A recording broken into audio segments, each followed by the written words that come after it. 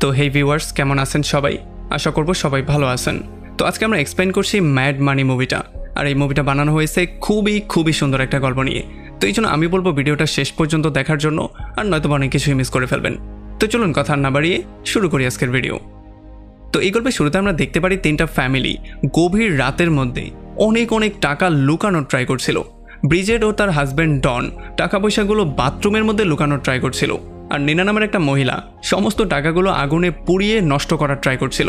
আর এদিকে জ্যাকি আর তার boyfriend Bob সমস্ত টাকাগুলো একটা বাসের মধ্যে লুকিয়ে সেখান থেকে পালিয়ে যাওয়ার ট্রাই করছিল। তবে তখন এই টাকাগুলো নেওয়ার জন্য সেখানে পুলিশ চলে আসে। আর আমরা জানতে পারি ব্রিজেট এটা আগে থেকেই জানতো যে পুলিশ যেই কোনো মূল্যে এখানে এসে তাদের টাকাগুলো নিয়ে যাবে। এই জন্য সে একটা ব্যাগ ভর্তি করে টাকা নিয়ে সেখান থেকে পালিয়ে যাওয়ার সিদ্ধান্ত নেয়। তো এরপরে গল্প চলে আসে 3 বছর পেছনে। আমরা জানতে পারি কেন এগুলো হয়েছিল। আমরা দেখতে পারি ব্রিজেট তার নেবার মেন্ডির পার্টিতে যখন আসে তখনই সে জানতে পারে তার হাজব্যান্ড ডন তাদের ঘরটাকে সেল করার জন্য প্রিপারেশন নিয়েছে। আর এটা জানার পরে সে প্রচণ্ড মাথা গরম করে তার হাজব্যান্ডের সাথে এসে চিল্লাচিল্লি শুরু করে।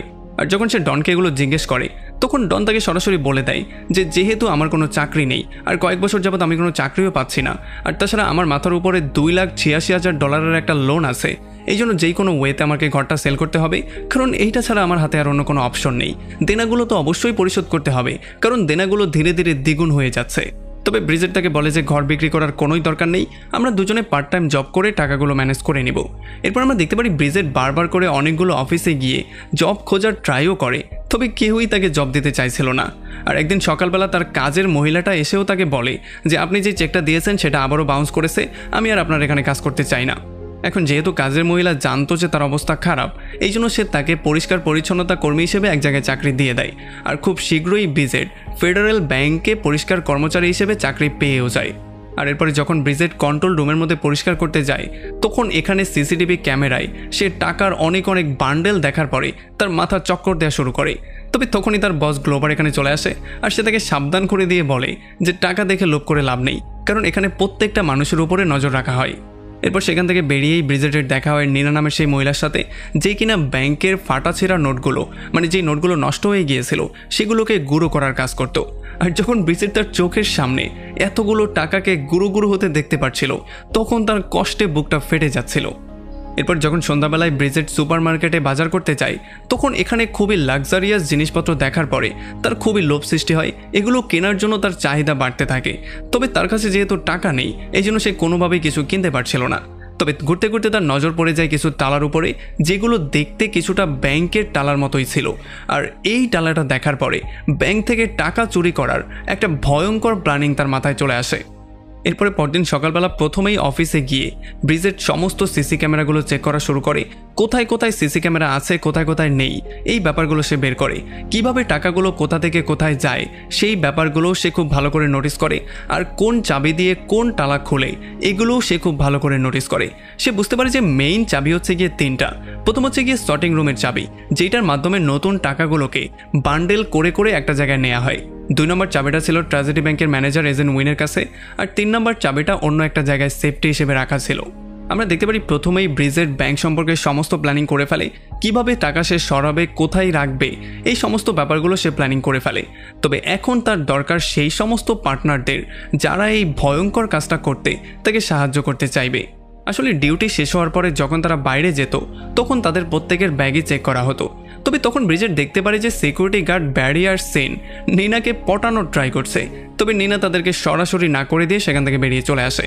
তবে ব্রিজেটও তাকে ফলো করে বাইরে আসে আর তাকে তার প্ল্যানিংয়ের পার্ট হওয়ার জন্য একটা প্রপোজ দেয়। তবে প্ল্যানিং শোনার পরে নিনা তাকে সরাসরি না করে দেয় আর এরপর সে বাসায়ও চলে আসে। তবে আমরা দেখতে পারি ব্রিজেটও হার মানার পাত্র ছিল না, সেও নিনাকে ফলো করে তার বাসায় চলে আসে আর তার দরজা ভাঙচুর করা শুরু করে। আর যখন নিনা এসে বাইরে তাকে জিজ্ঞেস করে কি হয়েছে তখন সে তাকে ব্যাংকের সেই সেম টালাটা দেখায় যেইটা ব্যাংকের মধ্যে ছিল। এটা দেখার পরে নিনা প্রচণ্ড ভয় পেয়ে যায়, এই জন্য সে তাকে দ্রুত এখান থেকে যাওয়ার জন্য বলে। তবে ব্রিজেটও হার মানার পাত্রী ছিল না। সে পরদিন সকালবেলা নিনার লকারের মধ্যে বিভিন্ন ভালো স্কুলের ব্রশিওর দিয়ে যায়, যেগুলো দেখার পরে নিনা ফাইনালি বুঝতে পারে যে তার কাছে টাকা থাকলে সে তার ছেলেকে ভালো একটা স্কুলে ভর্তি করাতে পারবে। আর এগুলো শোনার পরে ফাইনালি নিনা রাজি হয়ে যায় আর ব্রিজেটের কাছে গিয়ে সে সম্মতি জানায়। আমরা দেখতে পারি এখন তাদের দরকার ছিল আরও একটা লোক যে কিনা তাদেরকে এই কাজে সাহায্য করতে পারবে। এই জন্য তারা জ্যাকি নামের একটা মেয়েকে চুজ করার সিদ্ধান্ত নেয়। আর একদিন তারা তাকে নিয়ে বারে গিয়ে সমস্ত ব্যাপারটা এক্সপ্লেন করে, পুরো প্ল্যানিংটা তার সামনে ধরে। আর একটু পরে জ্যাকিও রাজি হয়ে যায়। আর এখন তারা তিনজন মিলে ফেডারেল ব্যাংক কীভাবে লুট করবে সেই প্ল্যানিংটা করার সিদ্ধান্ত নিয়েছে। আমরা দেখতে পারি তারা ইশারার মাধ্যমে সমস্ত কাজকর্ম করার সিদ্ধান্ত নেয়। আর তাদের ইশারা ছিল তাদের আইব্রুকে টাচ করা।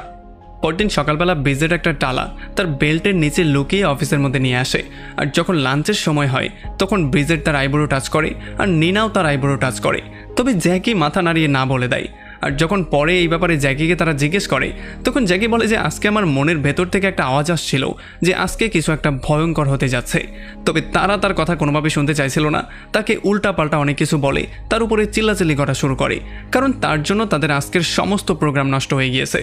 তবে একটু পরেই তাদের বস গ্লোবার সিকিউরিটি চেক করতে চলে আসে আর শুধুমাত্র জ্যাকির জন্য আজকের মতো তারা কোনো রকমে সেভ হয়ে যায়। তবে পরদিন সকালবেলায় তারা অফিসে আসার সঙ্গে সঙ্গেই তাদের আইব্রো টাচ করা শুরু করে।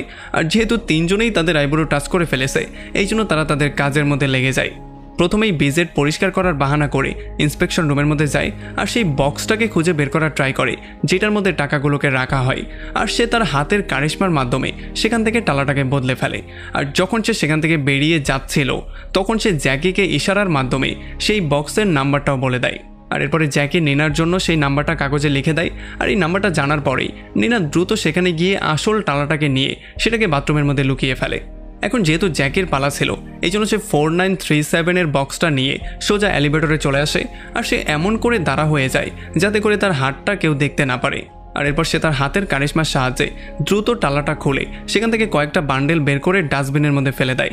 আর খুব শীঘ্রই ব্রিজেট এসে সেই ময়লার প্যাকেটটা তুলে ফেলে আর সেটা তার ডাস্টবিনওয়ালা বক্সের মধ্যে নিয়ে সেখান থেকে বেরিয়ে চলে যায়। আর এরপর তারা তিনজন বাথরুমে গিয়ে হ্যাপিলি সমস্ত টাকাগুলো নিজেদের মধ্যে ভাগ করে সেগুলোকে তাদের কাপড় চোপড়ের মধ্যে লুকিয়ে ফেলে। এরপর যখন তারা সেখান থেকে বাইরে বের হচ্ছিল তখন তারা দুজন দেখতে পারে যে জ্যাকের প্যান্টের ফাঁক দিয়ে কিছু টাকা দেখা যাচ্ছে। এই জন্য নিনা ইচ্ছা করেই সিকিউরিটি গার্ডদের সঙ্গে ফ্লার্ট করা শুরু করে আর ব্রিজেট গিয়ে জ্যাকিকে ইশারা করে সেই টাকাগুলোকে লুকিয়ে ফেলার জন্য। তবে তখনই তাদের বস গ্লোবার প্রচণ্ড রাগ নিয়ে এখানে চলে আসে। আর তখন আমরা জানতে পারি যে আসলে ব্রিজেট তার আই কার্ডটা ভেতরেই কোথায় যেন ফেলে এসেছিল। এই জন্য সেই আই কার্ডটা তাকে দিয়ে অনেক ধমকাধমকি করে আর পরবর্তীতে যাতে এমনটা না হয় এই জন্য ওয়ার্নিংও করে যায়। আর এই সুযোগটার মধ্যেই জ্যাকি তার প্যান্টটাকেও ঠিক করে ফেলে আর টাকাগুলোকেও লুকিয়ে ফেলে। এরপর তারা ফাইনালি সেখান থেকে সফলভাবে বাইরে এসে ব্রিজেটের ঘরের মধ্যে চলে আসে। এখানে তারা টাকাগুলো নিজেদের মধ্যে ভাগ করে নেয় আর তারা এতটাই হ্যাপি ছিল যে তারা টাকাগুলো আকাশে উড়িয়ে দিয়ে উদযাপন করছিল। তবে তখনই ব্রিজেটের হাজব্যান্ড ডন রুমের মধ্যে চলে আসে আর সে সমস্ত ব্যাপারটা দেখে ফেলে, মানে তারা যে চুরি করছে এই ব্যাপারটা ডন ক্লিয়ারলি বুঝতে পারে। এরপর সে রাতের বেলায় ব্রিজেটের সঙ্গে ঝগড়া শুরু করে আর তাকে চুরি করা ছাড়তে বলে। তবে ব্রিজেট তাকে সরাসরি না করে দেয়। সে বলে যে যতদিন আমাদের মাথার উপর থেকে লোনের টাকা শোধ না হচ্ছে ততদিন তো আমি এই কাজ ছাড়ছি না। আর পরদিন সকালবেলায় নিনা তার বাচ্চাকে একটা হাইফাই স্কুলে ভর্তি করিয়ে দেয় আর ব্রিজেটও তার হাজব্যান্ডের সঙ্গে ব্যাংকে গিয়ে সেই টাকাগুলো ব্যাংকের মধ্যে জমা করিয়ে দেয়। আর এমন করেই তাদের দিনগুলো পার হওয়া শুরু হয়ে যায়। আমরা দেখতে পারি এই তিনটা মেয়ের গ্রুপ প্রতিদিনই টাকা চুরি করছিল আর খুবই হ্যাপিলি তারা সেই টাকাগুলো উড়াচ্ছিল। ব্যাংকের সিকিউরিটি গার্ডরা যতই কড়া নিরাপত্তা দেখ না কেন তারা কোনো না কোনো ওয়েতে সিকিউরিটি বাইপাস করে সেখান থেকে টাকা নিয়ে বাইরে বেরিয়ে চলেই আসতো। এমন করেই টোটাল 6 মাস পার হয়ে যায় আর ফাইনালি ব্রিজেটও তার ঘরটা পেয়ে যায়। আর 6 মাস পরে তারা সবাই এসে একটা বারের মধ্যে পার্টিও দেয়।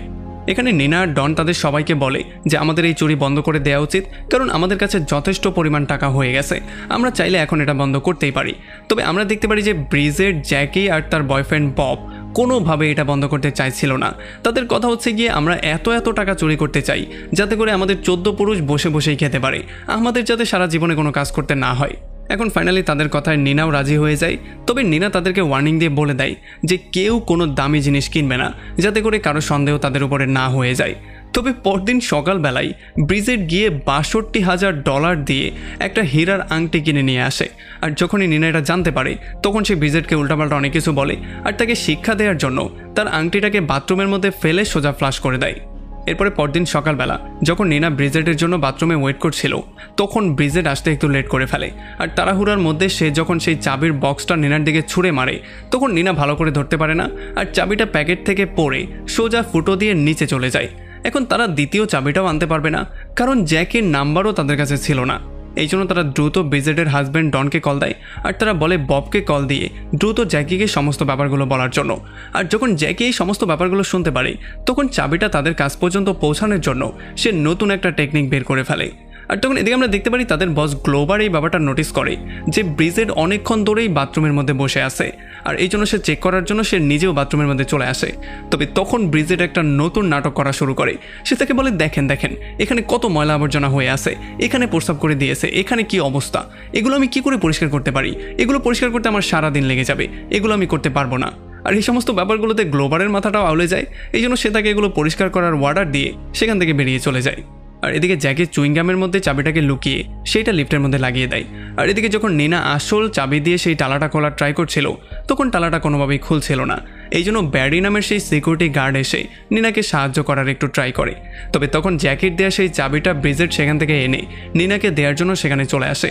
আর সে ব্যারির মনোযোগটা একটু অন্যদিকে সরিয়ে দ্রুত নিনার হাতের মধ্যে সেই চাবিটা ছুঁড়ে মারে। তবে এতক্ষণে ব্যারির একটু সন্দেহ হয়ে গেছে যে এখানে কোনো একটা গরমিল তো অবশ্যই হয়েছে। আর এই জন্য ডিউটি শেষ করার পরে সে এসে বাইরে নিনার সঙ্গে মিট করে। আর তখন এই ব্যাপারটা আমরা জানতে পারি যে তাদের চুরি সম্পর্কে সে সমস্ত ব্যাপারগুলো অলরেডি জেনে গিয়েছে। আর সে তাদেরকে ওয়ার্নিং করে এইটাও বলে দেয় যে তোমাদের খেলা এখানেই শেষ। এইটা বলে সে সেখান থেকে বেরিয়ে চলে যায়। এরপরে সন্ধ্যাবেলায় যখন গিয়ে তারা মিটিং করে তখন নিনা তাদেরকে সমস্ত ব্যাপারটা বলে দেয়। আর এইটা শোনার পরে তারা তিনজন নতুন করে একটা প্ল্যানিং করে ফেলে। তারা নিনাকে বলে যে সেই লোকটা তোমার প্রেমে হাবুডুবু খাচ্ছে, তুমি তাকে পটিয়ে ফেলো আর আমাদের টিমে এনে জয়েন করিয়ে ফেলো, তাহলেই তো সমস্ত ব্যাপারটা হয়ে গেল। আর অনেক ডিসকাশনের পরে ফাইনালি নিনাও সিদ্ধান্ত নিয়ে ফেলে সে তাকে পটিয়ে তাদের টিমের মধ্যে জয়েন করিয়ে ফেলবে, যাতে করে সে নিজেও চোর হয়ে যায়। এই জন্য পরদিন সকালবেলায় নিনা খুবই ফিটফাট হয়ে ব্যারির ঘরে চলে আসে আর তাকে তাদের টিমে জয়েন করার জন্য অফার দেয়। তবে ব্যারি তাকে সরাসরি না করে দেয়। আর এই জন্য যখন তারা অফিসে আসে তখন ব্রিজের মেন্স টয়লেটের মধ্যে এসে ব্যারিকে ধরে আর তাকে সে বারবার করে বলে যে তুমি খুবই সুন্দর একটা মেয়ে আর অনেক অনেক টাকা হাতছাড়া করে দিচ্ছ, সো এইটার জন্য তোমাকে পস্তাতে হবে। আর একটু পরেই নিনা মিটিং ডেকে তাদের তিনজনকে এটা জানিয়ে দেয় যে ব্যারি তাদের টিমে জয়েন করার জন্য রাজি হয়ে গেছে। আর এরপর তারা সবাই মিলে ব্রিজেটের ঘরে চলে আসে আর সমস্ত টাকাগুলোকে ভাগবাটোয়ারা করে নেয়। এরপরে যখন তারা চলে যাচ্ছিল তখন নিনা গিয়ে ব্যারিকে থ্যাংক ইউ বলে, কারণ এখন যেহেতু সে তাদের টিমে জয়েন করে নিয়েছে এই জন্য হুটহাট করে যেই সিকিউরিটি চেক মাঝে মধ্যে হয় সেটা সম্পর্কেও সে খুব আগে থেকেই জানতে পারবে। আর এখানে কথাবার্তার মধ্যেই তারা দুজন কিস করে ফেলে। আর যখন ব্রিজেটের আলমারির মধ্যে গিয়ে তারা ঘুটুঘুটু শুরু করে তখনই ব্রিজেট এসে আলমারিটা খুলে ফেলে। আর এটা দেখার পরে ব্রিজেটও পুরোপুরি শক্ট হয়ে যায়। এরপরে ডন তাদেরকে বিভিন্ন রকমের পরামর্শ দেয় যে টাকাগুলো কিভাবে খরচ করলে তারা একটা ভালো লাইফও লিড করতে পারবে আর কেউ তাদের উপরে সন্দেহ করতে পারবে না। আর এরপর আমরা দেখতে পারি এমন করে করেই তাদের লাইফটা পার হওয়া শুরু করে দেয়। তারা বিভিন্ন রকমের পার্টি করে জীবনটাকে পার করছিল। আর এমন করে করে চুরি করতে করতে পুরো 3টা বছর পার হয়ে যায়। ব্রিজেট তার ঘরে একটা পার্টি রাখে যেখানে সে একটা অপরিচিত লোককে দেখতে পারে। এটা দেখার পরে তার একটু সন্দেহ তো হয়ে যায়, তবে খুব শীঘ্রই সে নিনার এঙ্গেজমেন্টের খবরটা পেয়ে যায়। এই জন্য সে আবার পার্টির মধ্যে ব্যস্ত হয়ে পড়ে। পরদিন গ্লোবার সেই লোকটাকেই ব্যাংকে ডেকে পুরো ব্যাংকটাকে ঘুরিয়ে ঘুরিয়ে দেখাচ্ছিল আর কিভাবে এখানে কর্মচারীরা কাজ করে সেই ব্যাপারটাকে দেখানোর জন্য সে জ্যাকের কার্ডটা নিয়ে সমস্ত ব্যাপারটাকে দেখায়। তবে জ্যাকের এই ব্যাপারটার জন্য সন্দেহ হয়ে যায়। এই জন্য সে ব্রিজেট আর নিনাকে খুব দ্রুতই গিয়ে সমস্ত ব্যাপারটা বলে দেয়। তবে এই ব্যাপারটা তারা খুব একটা কেয়ার করে না আর যার যার কাজের মধ্যে ব্যস্ত হয়ে পড়ে। তবে এরপরে যখন ব্রিজেট পরিষ্কার করতে যায় তখন ব্রিজেট দেখতে পারে যে এইটা হচ্ছে গিয়ে সেই লোকটা যে কিনা সেই দিন তার পার্টিতে ছিল। এটা দেখার পরে তার মাথা পুরো ব্ল্যাক আউট হয়ে যায়। সে বুঝতেই পারছিল না সে কি করবে। আর তাড়াহুড়া করতে গিয়ে তার হাত থেকে সমস্ত জিনিসপত্রগুলো পড়ে যায়, যেটার মধ্যে সেই নকল টালাটাও ছিল। তবে সৌভাগ্যবশত এই টালাটা কেউই দেখতে পায় না। আর এরপর আমরা গ্লোবারের অফিসের মধ্যে দেখতে পারি সেই লোকটার নাম ছিল ম্যান্ডেলব্রড। সে ছিল একজন ফেডারেল ব্যাংকের এক্সামিনার।